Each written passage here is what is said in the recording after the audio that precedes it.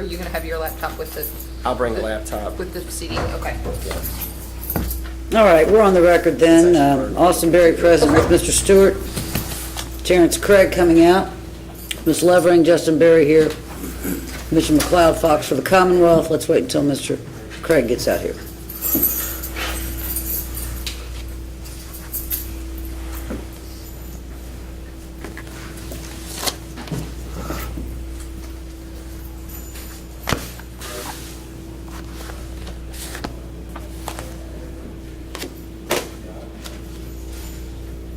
John, we talked about this, the trial.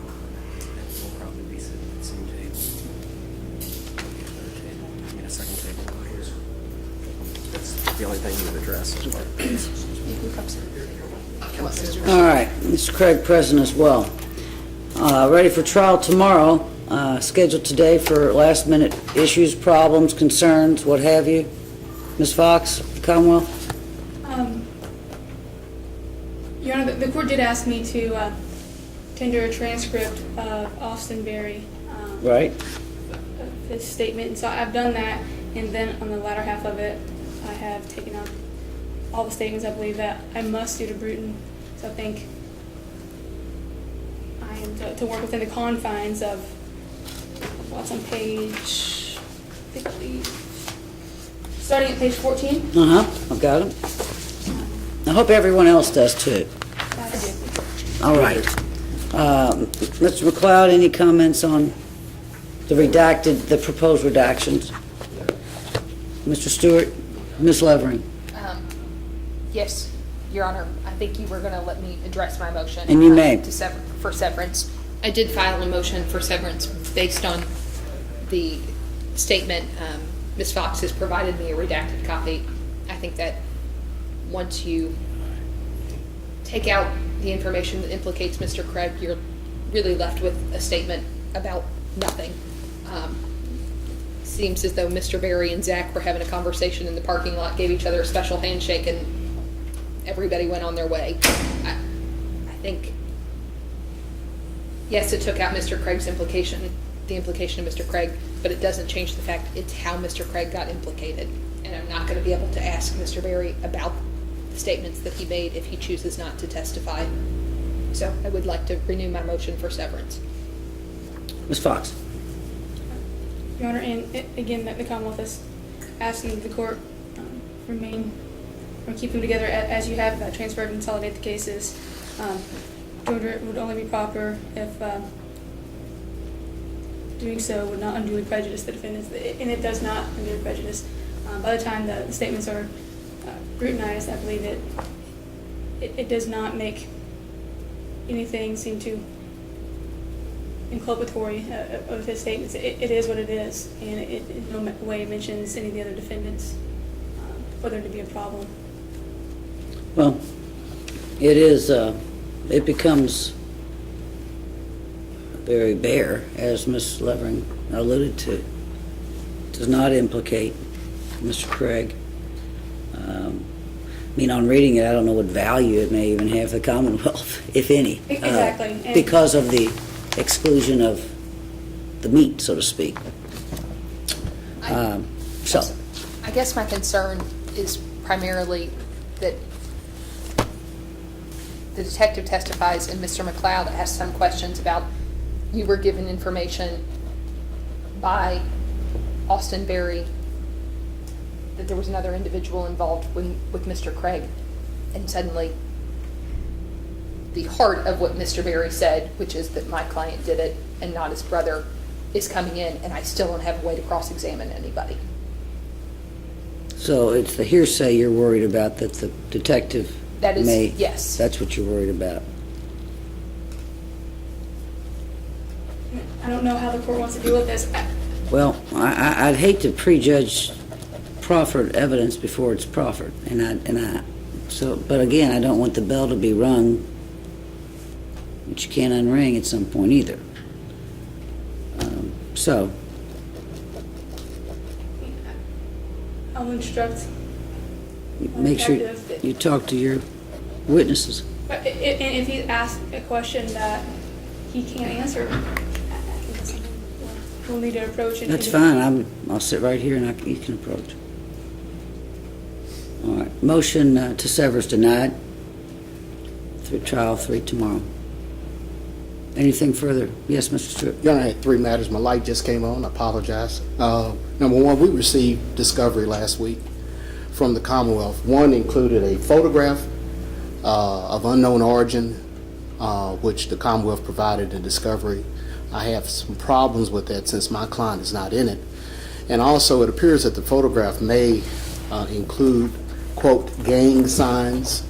And I'd like to know in advance how the Commonwealth feels like that's relevant. I haven't seen the photo. If it's here, it's on disc, so I don't have that up. Judge, I don't know if it is relevant. It might become relevant at some point. I turned it over in abundance of caution. Oh, you do not intend to use it in your case in chief?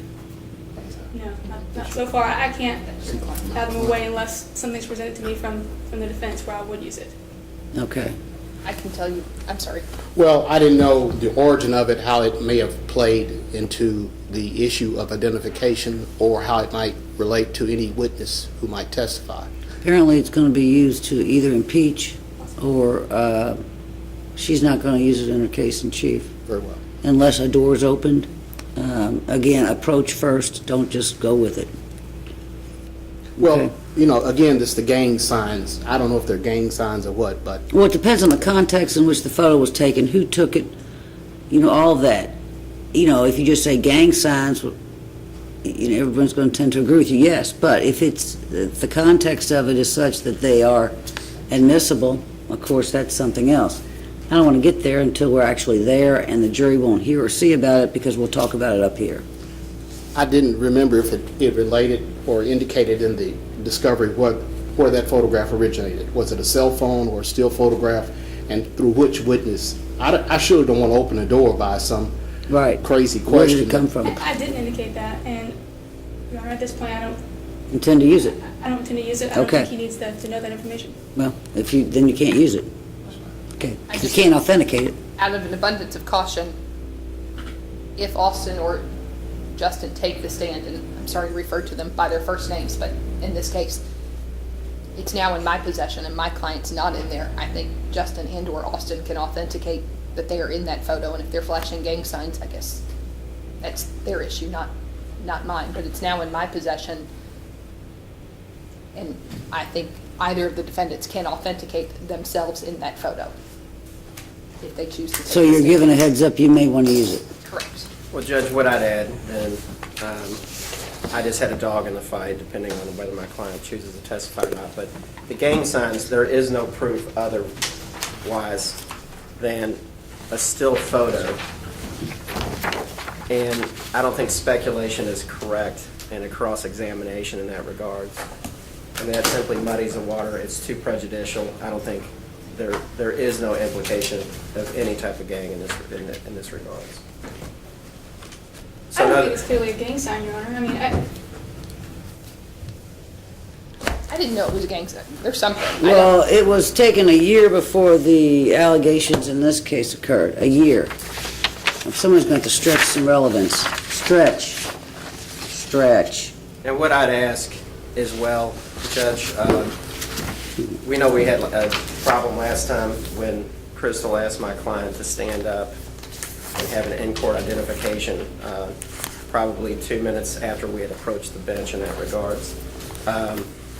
Before we get to anything that would be of question, and I trust the legal talent of everyone here in regards to the trial experience, I'd ask professional courtesy to approach and let's hammer it out, as opposed to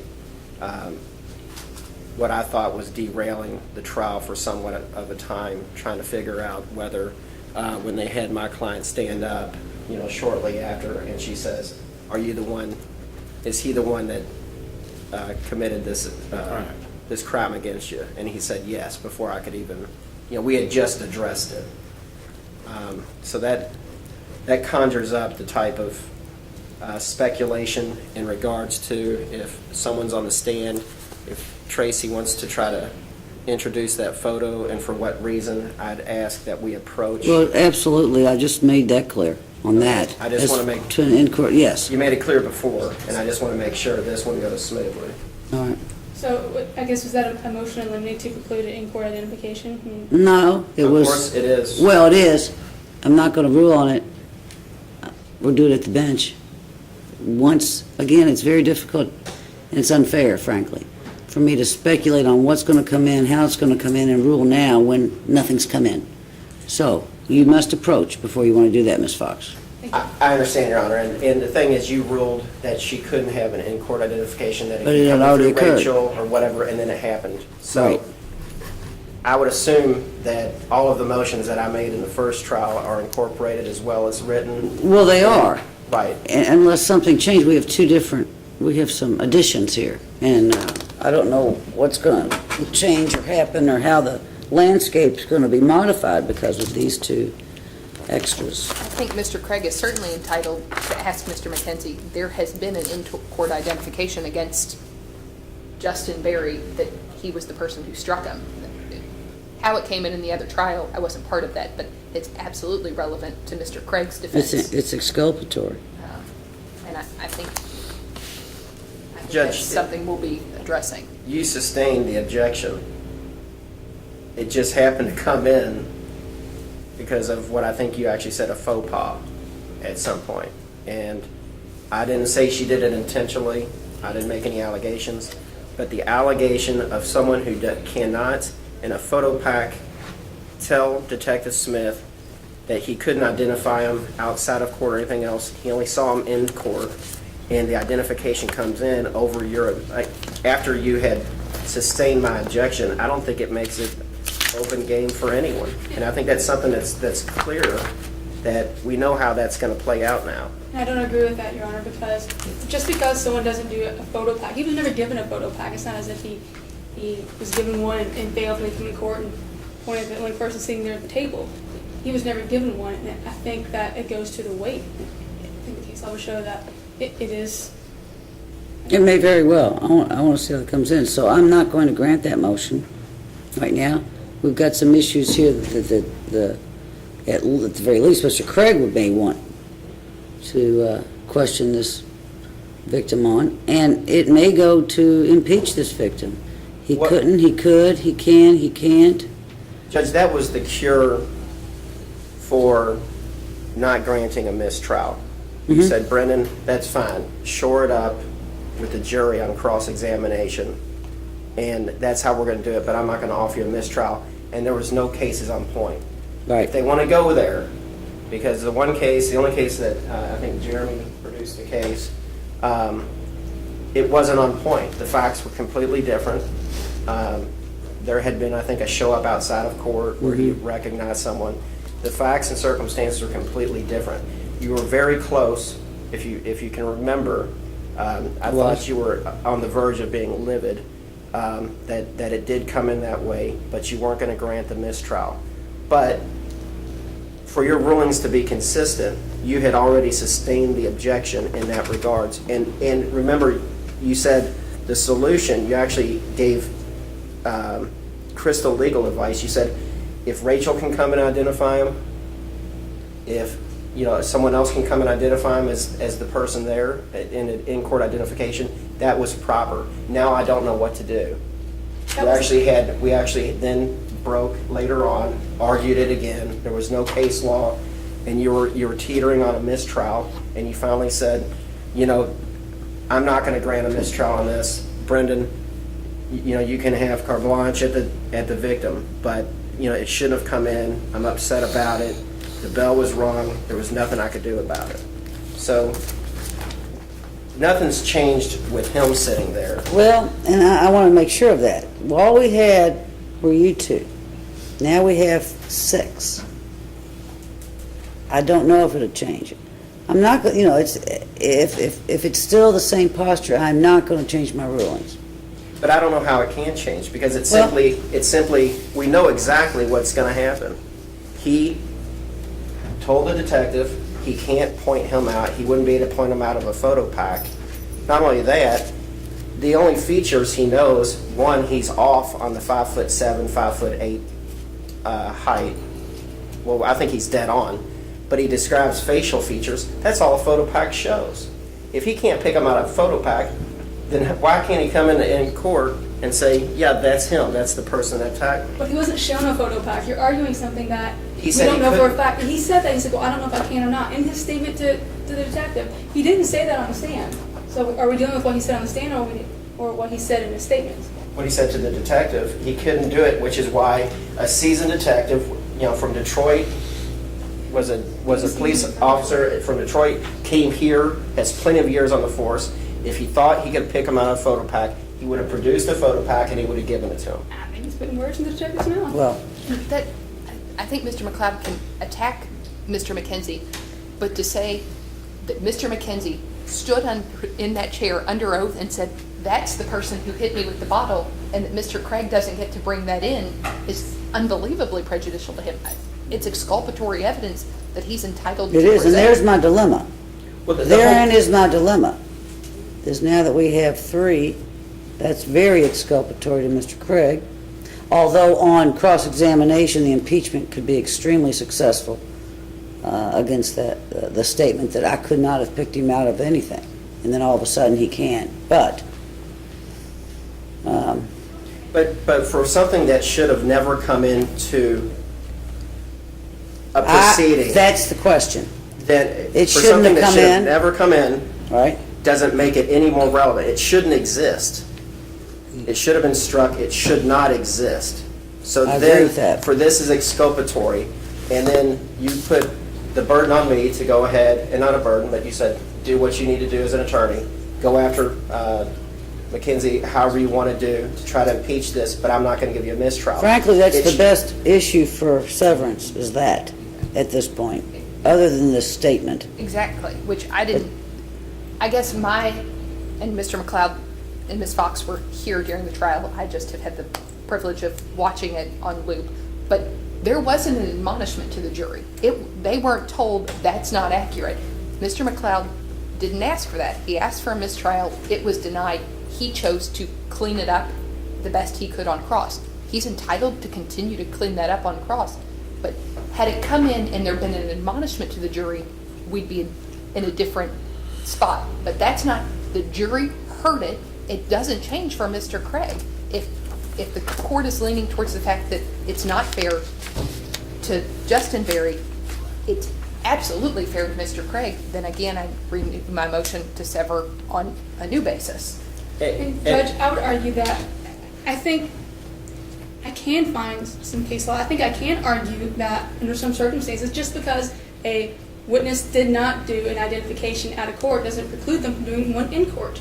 And I think it goes toward the weight of the evidence. And that's something that they can cross them and impeach them and do whatever they want to on that. However, I think he's able to do so in court if The way the testimony went is that Crystal said, have you seen Justin outside? Had you ever seen him before? No, no, no, no. But previous he had And- asked for identification. Well, How just tall let he him was, his finish. hair.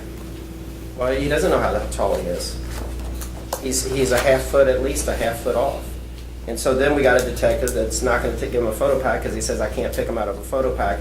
Then you sustain my motion that he can't have an in-court identification, and you gave Crystal every means by which she could do it, With the which is Rachel, We're talking which is about- whoever else. I know. Someone else who can do it and say, that was him, that was there, he was there unequivocally, he's the one that was doing it. That's what her testimony was. That's what she was given, and I don't want an admonishment. I wanted the mistrial, but it shouldn't have come in, my motion was sustained, and now I'm gonna have what shouldn't have been ever in the record gonna be used as Brady material in that regard. I mean, it doesn't make any sense. It should have never come in the first one. It would And- never come in again, but for these two here, particularly Mr. Craig. Well, I mean- Here's what I'm going to do. Miss Levering, if you say you can find me some law, find it for me in the morning. I may very well change my mind on the severance issue with your client. I may very well, because I agree with you. I think, it is exculpatory. It couldn't get more exculpatory to your client. Frankly, it's exculpatory to your client too, Mr. Stewart. I guess I will do whatever the court asking me, but we're all in agreement it's exculpatory to Mr. Craig. What would you like me to find? You just told me that, well, the issue as to, I sustain the objection, you're claiming that, well, that's great, he didn't ask for an admonishment, therefore, despite the fact that I sustained the objection, it shouldn't have come in, but did, that because he didn't ask for an admonishment to the jury, he waived that, or some such. But, I guess, if y'all get here at 9:15, we'll discuss that. You may very well be included or not, Ms. Levering. One more matter, Judge. I'm getting ready to start motion. I found a witness last night, Mr. Michael Caldwell, who is still in college in North Carolina. He definitely is exculpatory for my client in terms of some statements that were made at the scene that he overheard. I would like to know from the Commonwealth whether they intend to arrange to bring him in as a witness. Otherwise, I'm going to have to arrange in the next 24 hours to get him here for the defense. Well, you don't need to discuss that, so, I mean, somebody's going to have to pony up that money to get him here, it looks like. Said she's I think you fine. should watch it then. Okay, he didn't know last night because he hadn't heard from the Commonwealth. That's Okay. 9:15, see you in the morning. Thank you. Thank you.